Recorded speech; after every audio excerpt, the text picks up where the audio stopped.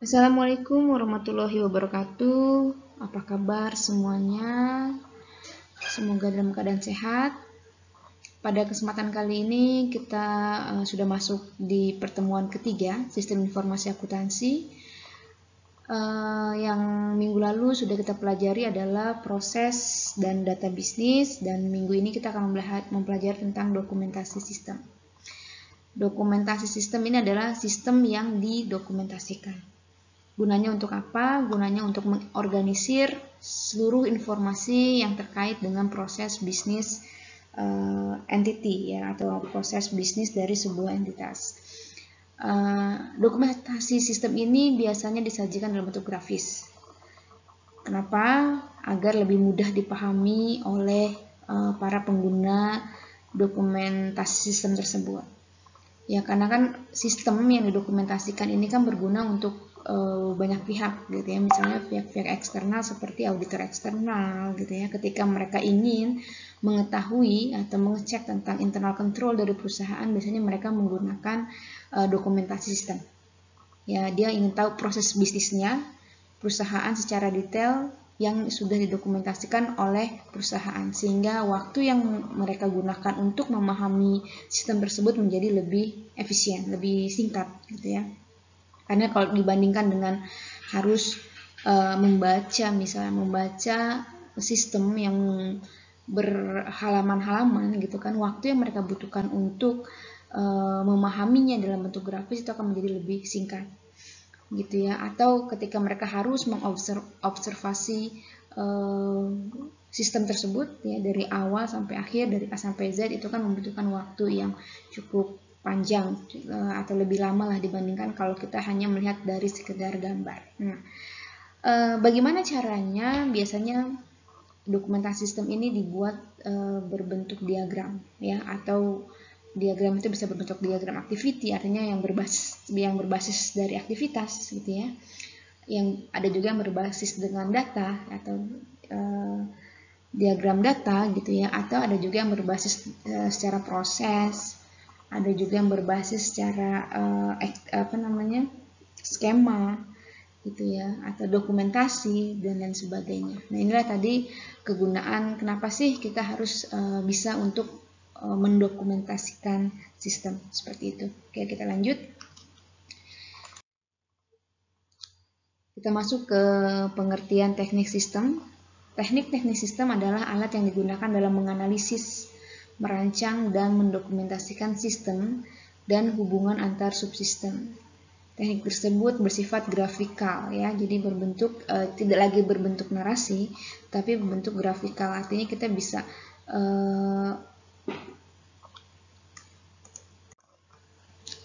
grafik, tabel, chart, ya seperti itu ya, tidak lagi berbentuk narasi gitu ya. Kemudian teknik-teknik sistem penting bagi auditor internal dan eksternal, dan juga personel sistem dalam pengembangan sistem informasi yang juga digunakan oleh akuntan yang melakukan pembuatan sistem, baik secara internal bagi perusahaan maupun secara eksternal sebagai seorang konsultan. Jadi tadi yang sudah saya jelaskan bahwa sistem tersebut dibentuk bukan hanya untuk usernya saja, tapi banyak pihak. Ya, misalnya kayak auditor internal, auditor eksternal, bisa juga konsultannya, bahkan bisa juga untuk pengembang sistem informasi tersebut. Jadi ingin mengetahui bagaimana sih sistemnya, kira-kira kurangnya di mana, apa yang perlu diupdate gitu ya. Nah, mereka biasanya untuk mengetahui secara general, secara umum dari sistem tersebut, biasanya mereka hanya perlu menggunakan dokumentasi sistem ya, seperti itu. Oke, lanjut. Kita masuk ke gambaran umum di DFD. Nah, DFD ini adalah salah satu cara yang bisa dilakukan untuk mendokumentasikan sistem. Oke. DFD ini adalah data flow diagram, merupakan diagram yang digunakan untuk menggambarkan proses-proses yang terjadi pada sistem yang akan dikembangkan. Dengan model ini, data-data yang terlibat pada masing-masing proses dapat diidentifikasi. Oke, dari namanya saja kita sudah bisa melihat bahwa fokus utama di FD ini adalah pada data. Bagaimana data tersebut bisa didokumentasikan? Ya, artinya gini, dokumentasi tersebut akan bertitik atau akan berfokus pada data. Ya, bagaimana data tersebut diproses, dari mana data tersebut berasal, outputnya apa dari data tersebut gitu ya. Kemudian data tersebut nanti akan diarsipkan di mana. Nah, jadi segala bentuknya alur tersebut berorientasi pada data. DFD merupakan alat perancangan sistem yang berorientasi pada alur data yang mudah dikomunikasikan oleh pembuat program atau programmer. Ya, bagaimana caranya programmer bisa mentransfer maksud dari sistem tersebut dengan mudah kepada orang-orang yang memang tidak memiliki background ilmu yang sama, itu dengan cara apa? Dengan cara tadi dokumentasi sistem tadi ya, dengan cara grafik ya, dengan adanya simbol, dengan bagan alir gitu ya, sehingga orang awam pun, orang yang bukan berasal dari programmer pun mereka mengetahui atau bisa memahami sistem tersebut dengan cepat dan mudah, seperti itu ya. Oke, lanjut. Fungsi dari data flow diagram. Yang pertama adalah alat pembuatan model yang memungkinkan profesional sistem untuk menggambarkan sistem sebagai suatu jaringan proses fungsional yang dihubungkan satu sama lain dengan alur data baik secara manual maupun komputerisasi. Jadi dia sebagai alat untuk pembuatan model untuk profesional ya. Kemudian DFD ini adalah salah satu alat pembuat model yang sering digunakan khususnya bila fungsi-fungsi sistem merupakan bagian yang lebih penting dan kompleks dari data yang dimanipulasi oleh sistem. Dan kata lain, DFD adalah pembuat model yang memberikan penekanan hanya pada fungsi sistem. Jadi kalau kita bicara DFD, nanti kita akan berbicara tingkatan. Ya, jadi ada tingkatan 0, tingkat 1, tingkat 2. Nah, kalau kita ingin menggambarkan secara lebih detail dari suatu proses gitu ya, itu nanti bisa kita gambarkan dengan yang namanya DFD. Misalnya apa? Misalnya proses penerimaan siswa baru misalnya, ya. Proses penerimaan, oke, ada 2 jalur misalnya. Ada jalur reguler dan jalur mandiri misalnya gitu. Jalur reguler dan jalur mandiri itu sama-sama diproses di diagram, misalnya kita anggap itu diagram 0, itu adalah proses dari data. Nah, kemudian dari proses tersebut kita bisa breakdown lagi nih. Oh, proses tersebut dibagi menjadi 2. Yang satu yang mandiri, yang satu yang reguler. Nanti yang mandiri proses seperti apa? Oh, prosesnya misalnya kita bagi lagi nih, kita breakdown lagi. Dari mereka mengentry data secara online misalnya. Kemudian nanti ada proses seleksinya, kemudian nanti ada proses wawancaranya, misalkan seperti itu. Nah, nanti itulah digunakan DFD. Jadinya kita bisa bilang DFD itu bertingkat ya, ada tingkatannya. Ada dari tingkat 0, artinya kita bisa melihat itu secara keseluruhan, secara umum.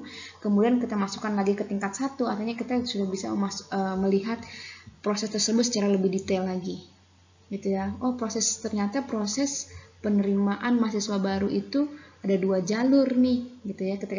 Ketika kita melihat lebih dalam lagi, oh ada 2 jalur nih, jalur mandiri dan jalur reguler misal. Kemudian oh ternyata kalau kita lihat lagi di jalur mandiri ini ada lagi seleksinya yang lebih detail lagi seperti apa.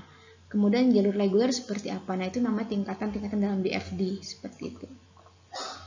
Yang ketiga adalah DFD ini merupakan alat perancangan sistem yang berorientasi pada alur data dengan konsep dekomposisi. Dapat digunakan untuk penggambaran, analisa, maupun rancangan sistem yang mudah dikomunikasikan oleh profesional sistem kepada pemakai maupun pembuat program. Nah, ini tadi yang dia bilang bahwa DFD ini digunakan sebagai alat komunikasi antara si programmer dan juga si pembuat si programmer dan juga si usernya gitu ya, atau si profesional ya kepada si programmernya, seperti itu ya. Oke, lanjut. Level DFD yaitu yang pertama adalah diagram konteks. Nah, tadi kan saya sudah menjelaskan bahwa DFD itu sebenarnya berlevel. Ada yang level 0, level 1, level 2. Nah, ini adalah penjelasan dari masing-masing level tersebut. Yang pertama adalah diagram konteks. yaitu menggambarkan satu lingkaran besar yang dapat mewakili seluruh proses terdapat dalam suatu sistem. Merupakan tingkatan tertinggi dalam DFD dan biasanya diberi nilai 0. Ya, semua entitas eksternal dapat ditunjukkan pada diagram konteks berikut aliran-aliran data utama menuju dan dari sistem. Diagram ini sama sekali tidak memuat penyimpanan data dan tampak sederhana untuk diciptakan. Iya Kak, jadi karena dia bersifatnya general, umum, jadi kita tidak bisa melihat itu secara detail. Sehingga kita melihat oh ini sederhana sekali sistemnya, penerimaan, oke, ada pendaftar, ada proses, kemudian ada mahasiswa baru. Jadi, padahal dia nggak tahu dalam proses itu, prosesnya panjang banget sebetulnya. Ada ada seleksi berkas, ada pendaftaran dulu, kemudian ada seleksi berkas, kemudian ada seleksinya, proses seleksi, kemudian ada wawancara atau ada survei dan sebagainya. Nah, kalau semakin tinggi itu akan semakin general, itu akan semakin terlihat sederhana gitu. Ketika dia sudah masuk ke dalam itu akan menjadi semakin kompleks gitu ya. Oke, diagram 0 atau diagram level 1 merupakan satu rangkaian satu lingkaran besar yang mewakili lingkaran-lingkaran kecil yang ada di dalamnya. Merupakan pemecahan dari diagram konteks ke diagram 0. Di dalam diagram ini memuat penyimpanan data. Nah, ini baru kelihatan nih ada penyimpanan data di level 1 gitu ya. Jadi kalau sistem gitu ya, ini udah subsistemnya gitu ya. Sudah subsistemnya. Kemudian diagram rinci merupakan diagram yang menguraikan proses apa yang ada dalam diagram 0. Diagram rinci ini bisa kita sebut diagram level 2, level 3 gitu. Semakin dia merinci, nilai levelnya akan semakin tinggi gitu ya, level 1, level 2, level 3, level 4 dan seterusnya. Nah, ini adalah simbol yang digunakan dalam DFD. Nih, ini ada dua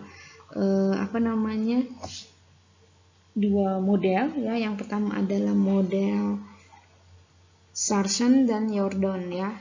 Ini sama-sama berbentuk persegi, yang satu persegi panjang, yang satu persegi hampir seperti persegi gitu ya.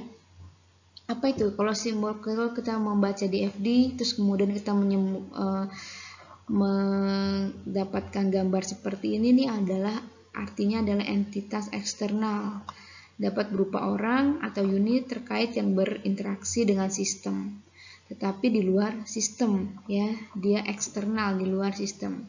Kemudian ada yang lambar nomor 2 itu ada persegi, ada garis di atas itu, kemudian ada juga bisa juga dia berbentuk lingkaran. Nah, ini adalah artinya proses. Orang atau unit yang dipergunakan atau melakukan orang yang atau unit yang mempergunakan atau melakukan transformasi data. Komponen fisik tidak diidentifikasikan. Nah, ini adalah sebuah proses. Ya, kalau tadi kita bahas entitasnya, ya ini adalah prosesnya. Kemudian ini ada namanya alur data dengan panah ya, dengan garis dan panah. Nah, panah itu menggambarkan alirannya, arusnya kemana nih? Ya, ke kanan, apa ke kiri, ke atas atau ke bawah. Ada data dengan arah khusus dari sumber ke tujuan, seperti itu ya. Sumbernya mana? Sumbernya yang tidak ada panah ya. Tujuannya mana? Tujuannya yang ada panah. Kemudian ada lagi gambar data store. Ini adalah penyimpanan data atau tempat data di reorder oleh proses ya. Jadi data store ini kan bisa menjadi ending point ya, atau poin terakhir, atau juga dia jadi awal untuk proses selanjutnya ya. Jadi bisa ditarik data atau bisa juga dia menyimpan data seperti itu. Bisa jadi sumber, bisa jadi penyimpan data seperti itu. Oke, lanjut. External entity merupakan kesatuan di lingkungan luar sistem yang dapat berupa orang, organisasi, atau sistem yang lainnya yang berada di lingkungan luarnya yang akan memberi input atau menerima output dari sistem ya. Intinya dia ada di luar sistem ya, eksternal. Kemudian adalah simbol entity ya, bentuknya persegi panjang. Nah, kalau bentuk persegi panjang gini, jangan lupa di dalamnya kita tulis siapa mereka. Kalau di sini contohkan pelanggan, manajer, admin, operator gitu gitu ya. Kemudian ini arus data. Nah, arus data ini biasanya berbentuk garis yang tanpa panah itu adalah sumber, yang ada panahnya itu adalah tujuannya. Di tengah-tengahnya kita harus kasih keterangan. Ini kalau di sini kan ada dari pelanggan, ada proses nih. Ya, dari pelanggan ke order langganan. Ya, ada apa nih, alur apa nih? Dia ada order langganan dan pembayaran seperti itu. Masuk ke prosesnya, proses order langganan seperti itu. Ada angka 1 di sana.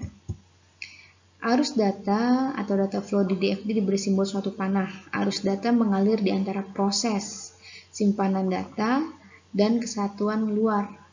Arus data dapat berupa masukan untuk sistem atau hasil dari proses sistem, ya. Oke, jadi bisa berupa masukan nih. Kalau di sini kan masukan nih, berarti ini alur datanya ya, dari pelanggan ke order pelangganan ke proses. Masukan data. Nanti kalau dari proses misalkan ada tanda panah ke kanan lagi, berarti dia itu adalah hasil proses ya. Lanjut. Proses itu adalah kegiatan atau kerja yang dilakukan oleh orang, mesin, atau komputer. Semua proses harus ada input dan harus ada output ya. Proses tidak bisa berdiri sendiri kalau tidak ada inputnya. Jadi kalau kalian buat proses, jangan lupa bahwa sebelum proses pasti akan ada input dan harus ada outputnya. Outputnya apa? Dokumen kah? Gitu kan ya. Kemudian setiap proses harus diberi penjelasan yang lengkap meliputi 1. Identifikasi proses. 2. Oke, biasanya berupa angka yang menunjukkan nomor acuan dalam proses. Itu yang tadi yang di atas ada angka 1. Oh, ini proses pertama. Itu mengindikasikan apa? Ini adalah angka yang menunjukkan proses, acuan dari proses tersebut. Kemudian yang kedua ada nama prosesnya. Ngapain dia? Ya, proses itu berisikan apa gitu ya. Menunjukkan apa yang dikerjakan proses. Biasanya diawali dengan kata kerja. Mengentry jurnal, memposting gitu kan, atau mencatat, atau apalagi melaporkan seperti itu ya, menyimpan gitu. Kemudian ini adalah simbol proses ya, ada yang di kiri itu lingkaran, atau kita bisa juga menggunakan yang persegi yang di kanan. Di atasnya itu ada nomor identifikasi yang tadi sudah ada contohnya, ada nomor 1 itu ya.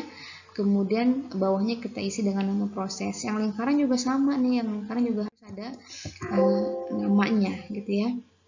Kemudian kita masuk ke simpanan data atau data store.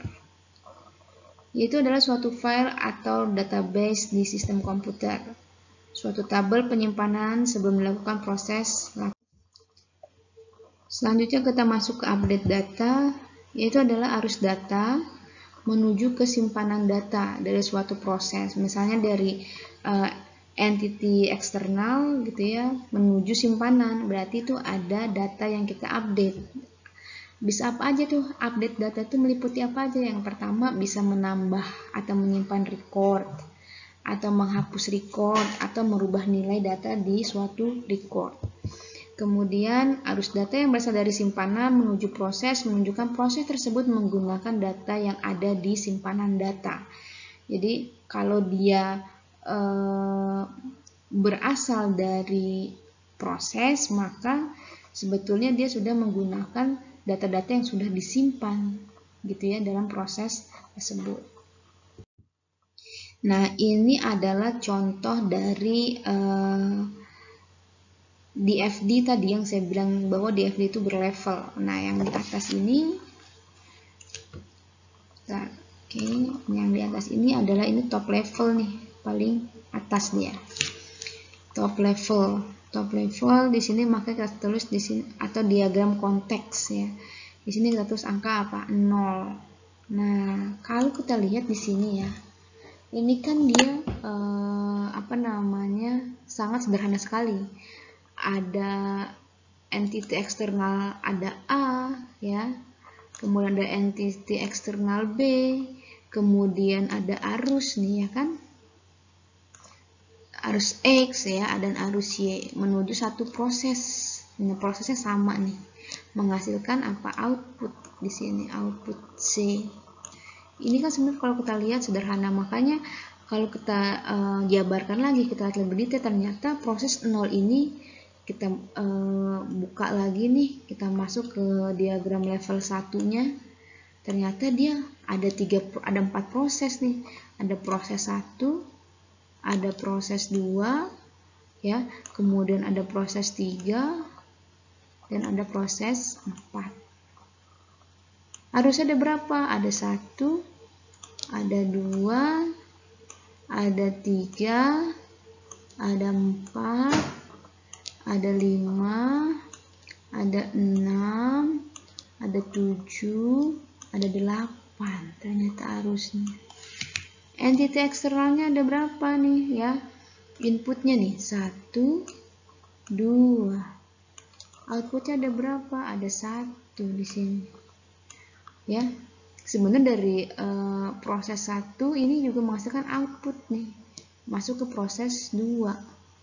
Proses 2 menghasilkan output, masuk ke proses 3. Ya, kemudian dari B dia masuk ke proses 4, menghasilkan output, masuk ke proses 3, menghasilkan C, gitu ya. Jadi semakin dia besar gitu ya, semakin dia di breakdown lagi ke bawah nih, dari 0 ke bawah sini, itu dia akan semakin besar gitu ya. Akan semakin detail, akan semakin rumit gitu ya. Kalau di atasnya kan cuman oh ini ini aja dia inputnya cuma ada 2, kemudian outputnya 1, prosesnya 1 nih ya. Langkah-langkahnya cuma ada 2 nih alurnya nih, aktivitasnya cuma 2, cuma X dan Y gitu ya. Padahal kalau kita jabarkan lagi, oh ini ternyata 0 ini ada 4 proses seperti itu ya. Oke, lanjut. Kemudian ini contoh tadi kan ya, yang tadi nih level 1-nya yang di slide sebelumnya. Kita breakdown lagi nih si level 3. Level 3 ini kita breakdown, ternyata oh ada 3 proses dia nih. Proses 3.1, proses 3.2, dan proses 3.3. Nah, ini 4 kalau kita mau breakdown lagi misalnya di sini ya. Ada berapa proses? Ada 4 proses misalnya, atau 2 proses gitu ya. Ini 2 mau kita breakdown lagi, bisa kita breakdown lagi. Artinya setiap proses ini sebetulnya menjadi kompleks kalau kita sudah bisa melihatnya secara detail lagi, kita jabarkan lagi seperti itu ya. Oke, lanjut. Syarat pembuatan DFD. DFD yang benar, menyenangkan untuk dilihat dan mudah dibaca dan dipahami oleh pemakai. Kita ingat lagi tadi, DFD ini adalah salah satu bentuk dokumentasi sistem. Gunanya untuk apa? Untuk mudah dipahami, enak dibaca, enak dilihat, dan gampang dipahami. Nah, jadi syarat utamanya apa ya? Dia harus menyenangkan dulu untuk dilihat, harus mudah dulu untuk dibaca, harus bisa dipahami dulu oleh si pemakai. Seperti itu. Nah, syarat-syaratnya apa? 1, harus ada pemberian nama untuk tiap komponen. Ya, artinya setiap orang akan mendefinisikan hal yang sama karena namanya sama. Kita bisa langsung baca, oh ini mau ngapain, oh ini maksudnya dia adalah mengentry jurnal. Oh ini maksudnya ada proses seleksi misalnya gitu kan. Ada pemberian nama. Kemudian ada pemberian nomor biar dia tahu ini arahnya kemana. Ini punya siapa nih proses ini. Seperti ini. Ini kalau kita level berikutnya nih asal dari mana nih? Oh ini adalah breakdown dari proses nomor 1 gitu kan. Ada pemberian nomor, terus ada penggambaran DFD sesering mungkin agar enak dilihat. Nah, jangan langsung lengkap-lengkap dari input, proses gitu ya. Terus misalnya ada 4 proses gitu kan. Oh, dari proses 1 langsung ke proses 4 misalnya gitu loh. Proses 2-nya kemana? Oh, dari seleksi, dari pendaftaran langsung wawancara loh. Padahal kan sebelum wawancara itu kan ada lagi. Oh, dia harus ada survei dulu misalnya, atau ada proses seleksi online dulu, atau ada proses pengisian berkas dulu baru wawancara. Jangan langsung dari dia daftar oh langsung masuk ke proses 4. Artinya harus runut gitu ya, harus berurutan. Kemudian Penghindaran penggambaran yang terlalu rumit. Nah, rumit ini kan bisa jadi mereka jadi orang juga bacanya juga bingung gitu. Ini arahnya mau kemana nih? Ya, sulit untuk dimengerti. Padahal tujuannya mereka apa? Untuk mudah dipahami. Jangan dibikin rumit, bikin sesimpel mungkin. Bikin yang orang yang memang tidak berasal dari programmer gitu atau orang yang tidak mengerti akuntansi dia bisa tahu nih, oh cara membuat laporan keuangan itu seperti ini. Ada dari mulai dari transaksi gitu kan sampai bentuk laporan keuangan gitu ya, secara sederhana, tidak diperumit seperti itu. Nggak mungkin dong seorang yang ingin mengetahui proses terbentuk laporan keuangan dia sampai tahu oh jurnal, oh laporan keuangan itu ada 5 akun, yaitu ada harta, ada liabilitas, kan nggak sampai seperti itu. Dia cuma tahu oh jurnal, kemudian posting, dimulai kan seperti itu kan. Nggak usah sampai secara detail yang seperti itu gitu, terlalu rumit untuk dipahami. Kemudian yang terakhir, pemastian di FD dibentuk itu konsisten secara logika, nyambung dari awal sampai akhir itu konsisten, ya harus nyambung seperti itu. Kemudian kasus diagram konteks akan dibangun sebuah sistem informasi akuntansi. Ini ada jurnal khusus, penjualan, ada jurnal umum, kemudian ada laporan penjualan dan laporan keuangan ini. Ini diagram konteks sistem informasi akuntansi. Ada akuntan, ya, dia itu ada data, ya, dia memberikan masukan atau input kepada sistem informasi akuntansi ini yang level 0, ya, masih konteks nih berarti ya. Itu adalah data akun jurnal umum.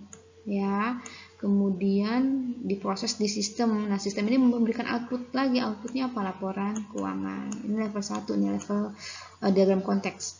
Level 0, diagram konteks ya. Kemudian kasir juga gitu. Kasir dia punya input yang dia masukkan ke sistem informasi, itu apa? Data penjualan. Sistem informasi memberikan apa? Outputnya laporan penjualan.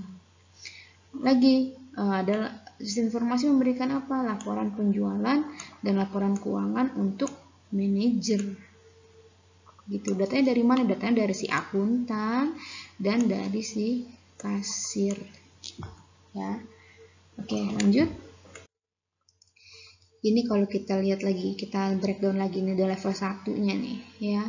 Ada data akun, ya, dia memasukkan data akun nih, akuntannya.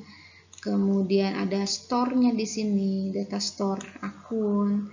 Kemudian store akun ini juga berasal dari mana? Store akun ini juga akan menghasilkan data kemana? Akan menghasilkan data ke jurnal umum. Gitu loh prosesnya. Dari kasir, dia mencatat adanya penjualan. Nah, datanya akan ditransfer kemana? Oh, ada ke bagian penjualan. Oh, masuk ke jurnal. Apa yang dimasukkan ke jurnal? Yaitu data jurnal. Oh, masuk di store akun. Apa? Data akun. Gitu. Dari data penjualan tersebut, dia bisa membuat laporan penjualan. Dia bisa proses nih laporan penjualan. Ya, jadi nanti laporan penjualan itu bisa juga diberikan kepada siapa? Kepada manajer. Seperti itu. Manajer bisa dapat apa lagi? Bisa dapat laporan keuangan dari siapa? Dari si akuntan. Jadi akuntan nanti dia bisa dapat juga laporan keuangan diarsipkan sendiri di bagian akuntan. Kasir juga begitu. Dia punya laporan penjualan juga. Gitu loh. Ya. Kemudian tadi kita sudah di FD, sekarang kita masuk ke cara lain dalam mendokumentasikan sistem, yaitu adalah flowchart atau bagan alir, ya. Pengertian flowchart itu adalah atau bagan alir adalah bagan atau chart yang menunjukkan alir atau flow arusnya ya dalam program atau prosedur sistem secara logika. digunakan terutama untuk alat bantu komunikasi dan untuk dokumentasi. Sama nih dia kegunaannya ya, untuk komunikasi dan sebagai dokumentasi. Nah, jenis-jenis flowchart ada 5 nih. Yang pertama adalah flowchart system, berarti dia menitik beratkan kepada apa? Sistem ya. Kemudian ada paperwork atau flowchart dokumen. Kemudian ada flowchart skematik, ada flowchart program, dan ada juga flowchart proses, seperti itu ya.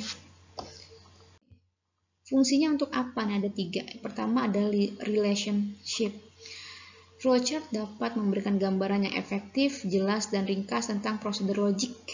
Ya, teknik penyajian yang bersifat grafis jelas akan lebih baik daripada uraian-uraian yang bersifat teks, narasi. Khususnya dalam menyajikan logika-logika yang bersifat kompleks. Ya, saling berhubungan nih, makanya mereka jadi lebih mempermudah ketika kita menyajikannya secara visual, gambar, grafik gitu ya, daripada kita harus membuat teks atau uraian. Kemudian untuk apa? Alat-alat analisis ya, dengan adanya pengungkapan yang jelas dalam model atau chart, maka para pembaca dapat dengan mudah melihat permasalahan atau memfokuskan perhatian pada area-area tertentu sistem informasi. Dia bisa lihat misalkan auditor eksternal, dia mau tahu dari mana sih kelemahan internal control tersebut. Misalkan ya, ada internal control, dia mau lihat, oh ternyata di bagian penjualan nih, oh ini nggak ada otorisasinya pada saat menjual gitu ya, atau persetujuan kredit misalnya, itu nggak ada otorisasinya, oh ini berarti ada kelemahan di sini ya, untuk dianalisis gitu loh. Oh ini yang melakukan penjualan, kemudian yang analisis kredit itu orangnya sama. Nah itu juga bisa terlihat juga. Oh berarti ini ada kelemahan dari internal controlnya, ya harus diperbaiki gitu ya. Terus kemudian yang ketiga fungsinya adalah untuk communication atau komunikasi ya. Karena simbol-simbol yang digunakan mengikuti suatu standar tertentu yang sudah diakui secara umum, maka flowchart dapat merupakan alat bantu yang sangat efektif dalam mengkomunikasikan logika suatu masalah atau dalam mendokumentasikan logika tersebut. Nah, flowchart dan DFD itu punya standar grafis yang sama seluruh dunia. Ya, kalau tadi kan DFD, oh dia persegi itu artinya entity eksternal. Oh kalau dia lingkaran atau dia persegi yang enggak lancip itu ya sampai ujung-ujungnya, oh itu berarti dia itu adalah proses. Nah itu adalah standar yang digunakan di seluruh dunia, sehingga siapapun yang membacanya dia akan tahu, oh ini maksudnya adalah proses, oh ini maksudnya adalah pihak-pihak eksternal, seperti itu ya. Sama juga dengan flowchart juga gitu, ini malah lebih detail lagi nanti gambar-gambarnya. Oke. Nah, ini ada simbol input nih, simbol input atau output. Nah, ini lebih detail ya kalau flowchart itu. Contohnya yang pertama simbolnya ini berbentuk ini ya, yang seperti ini nih. Yang pertama ini adalah dokumen. Sebuah dokumen atau laporan. Dokumen atau laporan ini biasanya merupakan hasil tulisan tangan maupun hasil cetakan komputer. Ini adalah dokumen. Dokumen yang dia bisa berasal dari manual ya, atau tulisan tangan, atau kayak nota gitu ya misalnya, atau bisa juga dari komputer gitu ya, bentuk simbolnya seperti ini. Nah ini kalau misalkan dokumen tersebut rangkap, misalkan ada ya, kalau kita di nota itu kan ada warna putih, terus pink, terus kuning, terus hijau, nah itu kan rangkap. Nah di gini gambarnya bentuknya seperti ini. Kemudian ini apa, jajaran genjang, ini adalah input, output atau output jurnal dan buku besar. Ya. Kemudian ini gambar display, ini berarti penyajian ya. Simbol ini menggambarkan informasi yang ditampilkan ya, yang disajikan oleh perangkat output online. Ya seperti sebuah terminal, monitor atau layar. Ini online nih. Ya berarti ini nggak ada di buku, bukan buku nih. Kalau dia informasinya disajikan dalam buku, bukan seperti ini. Ini adalah informasi-informasi yang disajikan secara online, gitu ya. Kemudian ini contoh apa? Gambar pengetikan online. Dan ini transmittal tape dan terminal atau komputer personal ya, bisa dibaca nanti, dipahami maksud dari simbol-simbol tersebut. Kemudian ini adalah simbol proses. Ini adalah pengolahan menggunakan komputer. Fungsi pemrosesan yang dilakukan oleh komputer biasanya menyebabkan perubahan data dan informasi. Kalau ada gambar segini, ini adalah sebuah proses, tapi dia adalah proses yang menggunakan komputer. Ini adalah gambar proses juga, tapi dia adalah proses yang manual. Ini adalah proses, tapi dia proses yang auxiliary ya. Fungsi proses yang dijalankan oleh suatu perangkat selain komputer, berarti ini selain komputer. Kemudian ini apa? Pengetikan offline ya. Ini sama-sama proses. Nah, maka saya bilang kalau di flowchart dia akan lebih detail. Kita bisa tahu dia itu sebetulnya manual atau dia online atau dia menggunakan komputer dan lain sebagainya. Kemudian ini adalah simbol untuk simpanan. Nah, ya. Ini simpanan disk magnetik. Ya, disk magnetik, ini simpanan tape magnetik. Ini disket. Ini nggak tahu kalian tuh sempat nggak belajar menggunakan disket ya. Kalau saya dulu masih zaman saya SMA itu saya masih pakai disket tuh untuk nyimpen-nyimpennya. Kalau sekarang sudah ada flash disk ya, itu saya dulu masih pakai disket. Jadi kita tuh kalau pelajaran TIK ya, kita punya beberapa disket gitu, karena kapasitas disket ini kecil ya. Kalau sekarang kan sudah ada sampai giga ya. Kalau dulu tuh masih KB disket gitu ya. Kemudian ini penyimpanan online, kemudian ini adalah arsip. Nah, arsip ini nanti harus diperhatikan. Kalau dia diarsipkan berdasarkan nomor urut, berarti di sini kita harus tuliskan N. Ya. Terus kalau misalkan berdasarkan abjad, di sini nanti kita harus menuliskan A. Berarti dia ini diurutkan berdasarkan atau diarsipkan berdasarkan urutan abjadnya, atau ada juga nanti yang bikin di sini A, misalkan di bawah sini. Bisa juga, gitu ya. Oke, lanjut. Ini adalah simbol alurnya, ya. Simbol arus dokumen atau proses. Pada dasarnya kalau flowchart ini arus standarnya adalah dari kiri ke kanan, dari atas ke bawah. Ya, artinya kalau nanti suatu saat kalian melihat flowchart yang tidak ada arah panahnya, berarti dia pakai yang standar, yaitu dari kiri ke kanan atau dari atas ke bawah arusnya ya. Jadi nggak dikasih panah seperti ini gitu, dia hanya garis. Nah, kalau dia cuma garis berarti itu arusnya ada dari atas ke bawah atau dari kiri ke kanan, seperti itu ya. Kemudian mana lagi? Gambar zigzag itu adalah link komunikasi ya. Gambar lingkaran itu penghubung pada halaman yang sama. Jadi kan terkadang kita bikin flowchart itu kan berhalaman-halaman. Nah, biasanya kalau dia masih ada sambungannya di halaman berikutnya atau ada sambungannya di bagian berikutnya gitu, nanti ini dikasih simbol lingkaran seperti ini. Nah, nanti di sini kita tulis, oh ini halaman 1 ya. Kemudian ini juga penghubung halaman ini. Kalau ini halaman berbeda, misalkan di sini kita tulis 2. Artinya dia nyambung di halaman keduanya, seperti itu. Terminal ini biasanya start atau end gitu ya, awal atau akhir nih biasanya. Ini keputusan, ya misalkan kita mau beli baju misalkan gitu kan. Di sini ada pertanyaan size, ya size-nya ini kita iya atau tidak, misalnya seperti itu. Oh, kalau iya berarti ke kanan, kalau tidak berarti ke bawah, misalnya gitu. Atau di sini ya, apa namanya? Kalau di Shopee itu kan Pembayarannya macam-macam ya, ada yang pakai ShopeePay misalkan, ada yang pakai bank transfer misalnya. Nanti dipilih, oh kalau dia mau pakai ShopeePay arahnya ke sana, ke kanan. Oh kalau dia bank transfer ke bawah, atau pakai ShopeePay Later ke kiri, gitu ya. Di sini nanti akan ada lagi, misalkan oh ini ada dokumen misalnya di sini, gitu ya, seperti itu, misalnya seperti itulah ya. Oke, lanjut.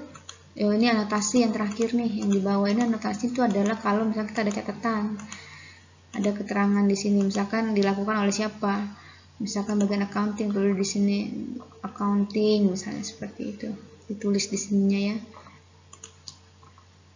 Atau ini mode apa, pelanggan misalnya, ditulis pelanggan di sini, pelanggan lah gitu ya, seterusnya.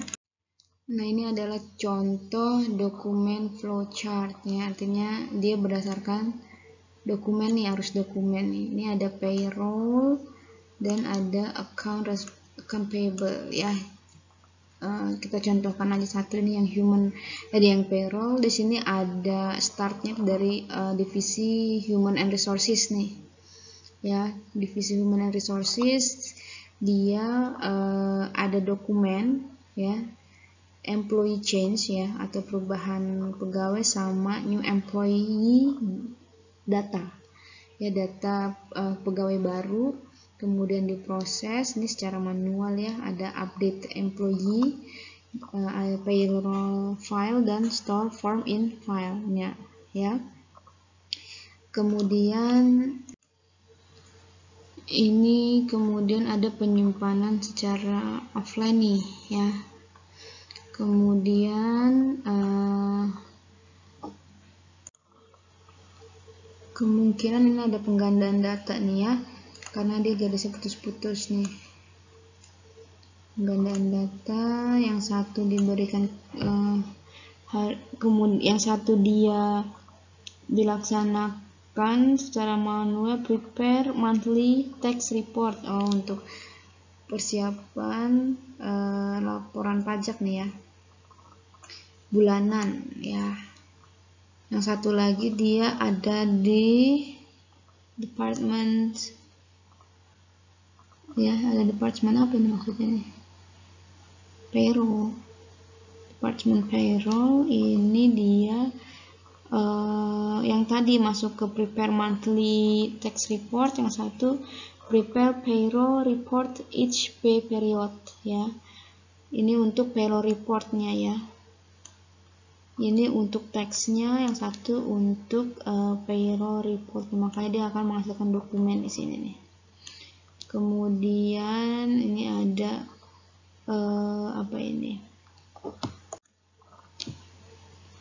dokumen time card ya, dokumen time card. Kemudian dia diproses secara manual untuk menyiapkan paychecks and payroll register update file. Nah, ini kemudian dia menghasilkan berapa dokumen? 1, 2, 3, 4, 5 dokumen ya, yang terdiri dari 3 jenis nih, masing-masingnya ada 2 rangkap ya, employee check, kemudian payroll register, kemudian time cardnya gitu ya. Kemudian yang payroll register dia masuk ke payroll register di bagian account payable ya.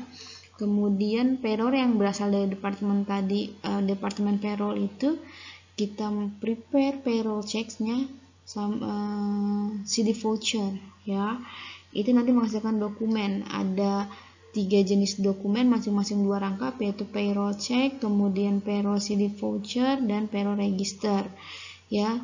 Ada yang diarsipkan secara manual, ada yang dilanjutkan lagi ya ke bagian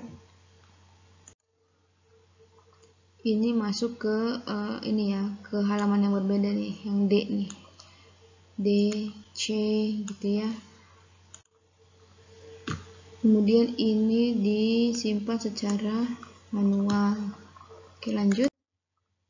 Ini masih sama, ini dokumen flowchart juga, silakan dipahami dipahami ya di analisis. Kita lanjut ke slide berikutnya.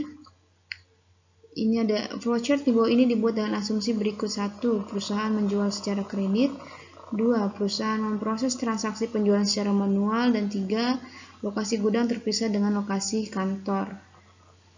Nah, ini ada 4 bagian nih. Jadi nanti kalau kita bikin flowchart bisa kita bikin 4 bagian dibikin jadi satu halaman, atau boleh masing-masing bagian itu memiliki halamannya masing-masing. Ya. Ini contohnya ada pramuniaga, dia membuat sales order sesuai dengan pesanan, kemudian menghasilkan berapa? 1, 2, 3, 4, 5. Oke, menghasilkan 5 dokumen. Yang harus diingat, kalau ada 5 dokumen seperti ini, kalian harus menjelaskan masing-masing dokumen itu arahnya kemana. Jangan sampai ada 1 dokumen atau 2 dokumen yang tidak terdistribusikan. Maksudnya apakah dia mau didistribusikan ke bagian lain, atau mereka memang dia mau diarsipkan di bagian tersebut. Nah, jangan sampai dia kosong, saya seperti itu ya. Ini kan diarsipkan nih. Misalkan ini diarsipkan. Nah, diarsipkan secara berdasarkan abjad, berdasarkan nomor urut, berdasarkan tanggal gitu ya, diarsipkan di sini. Nah, ini tadi contohnya yang ada anotasi tadi ya, ada ini via pramuniaga nih, ke konsumen seperti itu. Nih kalau ini kan ada 4 nih, ada 5 sorry, ada 1, 2, 3, 4, 5 sales order, 5 rangkap sales order. Yang terakhir ya, yang 1 diarsipkan di bagian pramuniaga, yang 1 masuk ke bagian kredit untuk diproses lagi kelayakan kreditnya, kemudian yang 1 masuk ke gudang sebagai menyiapkan barang, kemudian 1 di bagian pengiriman untuk mencek kesesuaian barang yang diterima dari gudang dengan packing slip gitu ya. Jadi ini adalah prosesnya. Dari pramuniaga dia membuat sales order ya, order penjualan, dia langsung bikin 5 rangkap dokumennya. Yang 1 diarsipkan, yang 1 bagian kredit, yang 1 di bagian gudang dan bagian pengiriman. Nah, masing-masing dokumen tersebut diproses lagi di bagian-bagian tersebut. Nah, kalau di bagian kredit dia diapakan? Dia akan muncul yang namanya sales order yang akan dia ngecek nih kira-kira setuju atau enggak ya, kredit tersebut disetujui atau tidak. Nanti akan ada dokumen sales order yang di share lagi nih, atau diberikan ke konsumen, tapi menggunakan via pramuniaga. Kemudian dari gudang juga seperti itu. Dari sales order tadi mau diapakan? Oh, di bagian gudang itu dia harus menyiapkan barang ya, sales order. Kemudian sales order itu nanti akan dirangkap 3 ya, diarsipkan seperti itu. Artinya kalau kayak gini bukan rangkap 3, maksudnya sales order rangkap ketiga diarsipkan. Nah, dia untuk menyiapkan barang gunanya. Kemudian barang itu diserahkan ke bagian pengiriman. Nah, bagian pengiriman barang. Bagian pengiriman barang dia juga mendapatkan sales order dari pramuniaga. Dia mengecek kesesuaian barang yang diterima dari gudang ke packing dengan packing slipnya. Udah sesuai belum gitu kan? Tadi kan barangnya dikirim oleh bagian gudang nih ke bagian pengiriman. Kemudian dia membuat bukti pengiriman barang. Seperti itu. Kemudian ya, dan seterusnya silahkan dipelajari. Oke, silakan dipahami lagi tadi beberapa jenis dokumentasi sistem ya dari DFD, kemudian ada flowchart juga. Silakan dipahami. Nanti saya akan membuatkan video terpisah terkait bagaimana cara kita membuat flowchart dan DFD menggunakan aplikasi Visio. Oke. Terima kasih saya ucapkan atas perhatiannya. Mohon maaf jika ada kesalahan dari saya.